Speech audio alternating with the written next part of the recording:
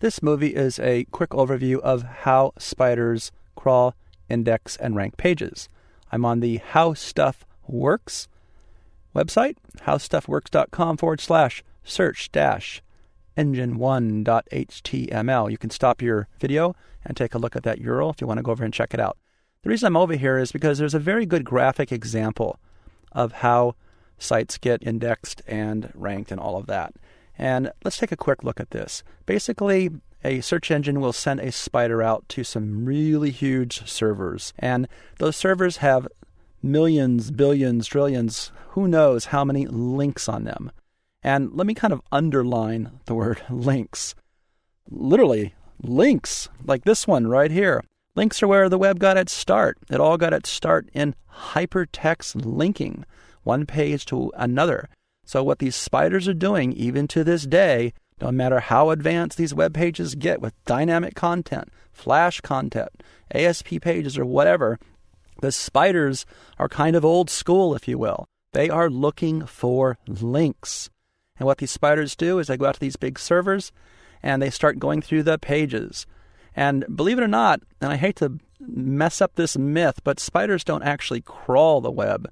They go out and perform a search and they index it and they come back. And they go out and they come back. They go out and they come back. They go out and they come back. They don't actually go all over the place like they're crawling.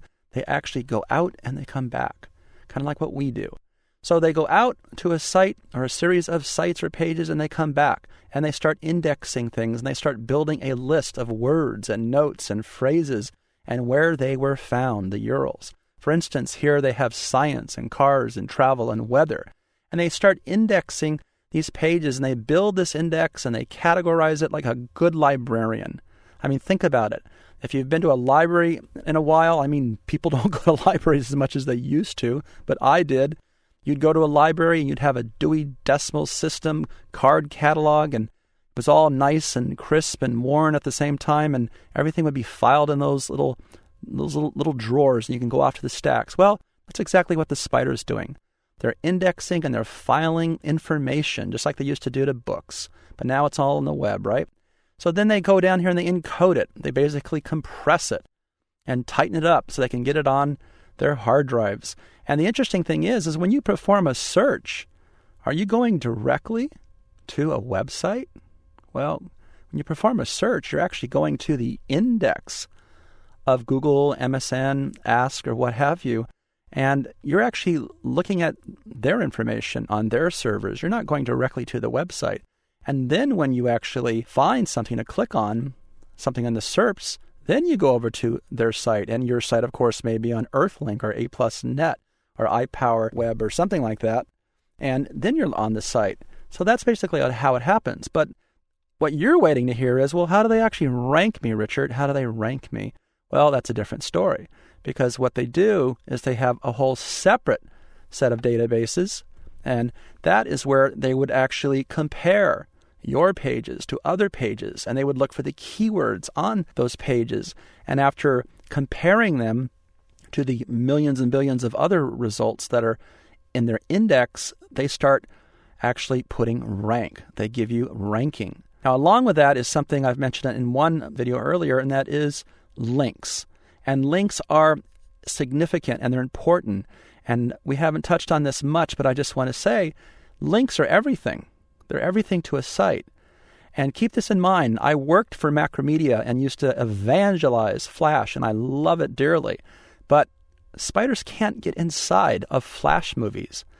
And Google says so on its website for webmasters that it has a very difficult time indexing dynamic content. Well, that should be a warning to you.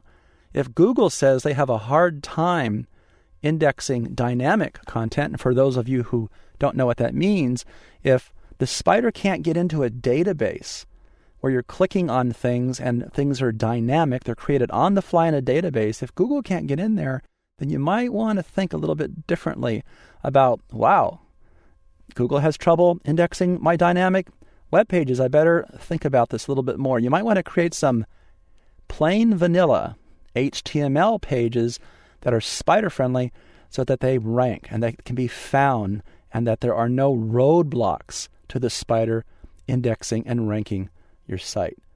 Okay, well, this was just kind of an overview of how we index and rank and crawl websites with the spider here. And one last thing, I did touch on this a couple times, I'm going to do it one more time. We will talk about Flash. We will talk about some things that are roadblocks to spiders, and we're going to look at how we can get around some of those. Before we leave this movie, I want to give you a quick example of one solution to a dynamic site. I have a client, and I usually don't show clients in videos, but this one's a good one to actually show. Let's do a search for Robert Rauschenberg, which actually I had up on the screen here. That's okay. And if I go down to the second page, I'm working very hard to get them on page 1, as you would imagine. There they are, right up here. Robert Rauschenberg, American painter. And let's jump over to this page. Now, this is a page for Gemini Gel, a prestigious print gallery in Los Angeles, California. And there's a lot of good keywords on here. It's all about his prints and a little bit of his biography down here, as you can see, and all of that. So why did I create this page? Well, let me show you. Let me go over to their homepage real quick. Got to remember where it is, actually. Let me go back like this. It's better to enter the site from here. If we go into their homepage, it's pretty plain, pretty simple. And if we click on their homepage and go into the current availability lists, there are all these names right here. Now, the interesting thing, if I go to Robert Rauschenberg over here, and now I'm going to get lost because I can't figure out where it is in this list here, so bear with me. You're probably going, Richard, there it is, there it is. All right, Robert Rauschenberg.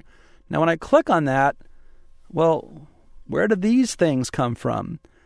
These came out of the database, and you can tell they came out of the database because there's a big old question mark right up there. And I have nothing against this being in a database, but they're not searchable. You can't find any of this, and this has very few keywords on it. Well, yeah, it's got his name.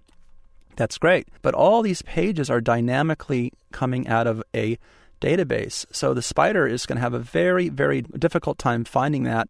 And spiders have a very difficult time reading all this stuff up here called session IDs and a bunch of other jazz. So do you get where I'm going with this? What I did for this client, for Gemini Gel, if I go all the way back, is I oversaw the creation of a search engine spider-friendly page. So there it is. And once again, if I go like this, if I perform a search in Google for those keywords, and I go search, and I get down here on page 2 where they're located right now, they show up because it's an HTML page. So we constructed a search engine friendly spider page in spite of the fact that 95% of this entire website at Gemini Gel is in fact database driven.